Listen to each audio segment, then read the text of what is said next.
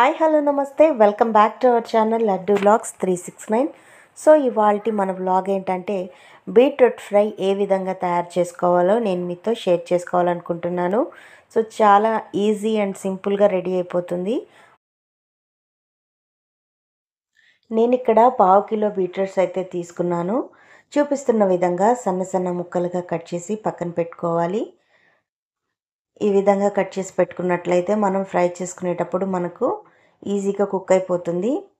So ఇప్పుడు stove మీద బాండిల్ పెట్టుకొని ఇందులో మనకు కావాల్సినంత ఆయిల్ అయితే వేసుకోవాలి. సో మనం బీట్రూట్ని బాయిల్ చేసుకోవట్లేదు, డైరెక్ట్గానే ఫ్రై చేసుకోవాలి. ఆయిల్ హీట్ అయింది అనుకున్న తర్వాత ఆవాలు,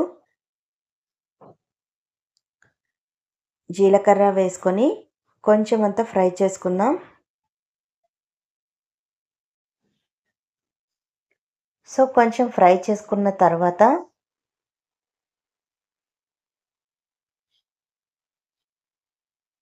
కొంచెం మినపప్పు, కొంచెం పచ్చిశనగపప్పు వేసుకొని ఫ్రై చేసుకుందాం.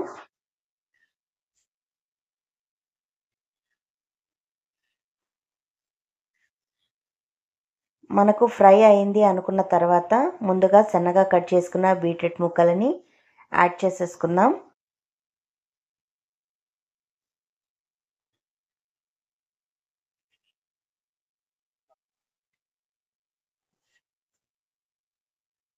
ఇప్పుడు దీనిలోకి మసాలా తయారు చేసుకుందాం. ఒక మిక్సీ జార్ తీసుకొని అందులో 5 నుంచి 7 వరకు ఎండుమిరపకాయలు యాడ్ చేసుకోవాలి. తర్వాత ఒక వెల్లుల్లిపాయ తెల్లగడ్డ తీసుకొని ఇలా రెబ్బలు తీయకుండా వేసుకోవాలి. నేను ఇక్కడ జీలకర్ర 1/2 టీ స్పూన్ అయితే యాడ్ చేస్తున్నాను. అలాగే సన్నగా తరిగిన ఒక చిన్న ముక్క ఎండు కొబ్బరిని యాడ్ చేశాను. ఇప్పుడు మిక్సీ పట్టేసుకుందాం. సో ఇలాగా మిక్సీ పట్టుకొని బరకగా పక్కన పెట్టుకోవాలి. ఈ విధంగా పెట్టుకుంటే సరిపోతుంది, మెత్తగా చేసుకోని అవసరం లేదు. సో కొబ్బరి ఇష్టం లేని వాళ్ళు ఉంటే కనుక సాయి మినపప్పు వేసుకోండి. ఇప్పుడు మనం కొద్దిసేపు దీన్ని ఫ్రై చేసుకుందాము, బీట్రూట్ మిశ్రమాన్ని. ఎండు కొబ్బరి ఇష్టం లేని వాళ్ళు ఎవరైనా ఉంటే కనుక సాయి శనగపప్పు ఉంటుంది కదండి, శనగలు, అవి వేసుకోండి. ఇప్పుడు దీనిలో కొంచెం పసుపు అలాగే ఉప్పు యాడ్ చేసుకుందాము. మీ రుచికి సరిపడా ఉప్పు అయితే యాడ్ చేసుకోవాలి. ఇప్పుడు బాగా మిక్స్ చేసుకొని ఒక 2 నిమిషాల పాటు మనం ఫ్రై చేసుకుందాము. ఇలా కలుపుకున్న తర్వాత మూత పెట్టి మధ్య మధ్యలో మూత తీసి కలుపుకుంటూ ఉన్నట్లయితే మనకు బీట్రూట్ బాగా అయితే ఫ్రై అయిపోతుంది. సో చూసారు కదా, మూత తీసి చూద్దాము ఒకసారి. బాగా ఫ్రై అయింది కదా, మనకి ఇక్కడే తెలుస్తుంది బాగా వాడింది బీట్రూట్ మిశ్రమం.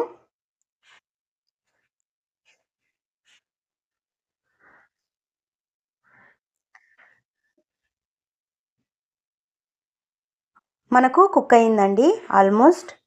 ఇప్పుడు మనం ఇందులో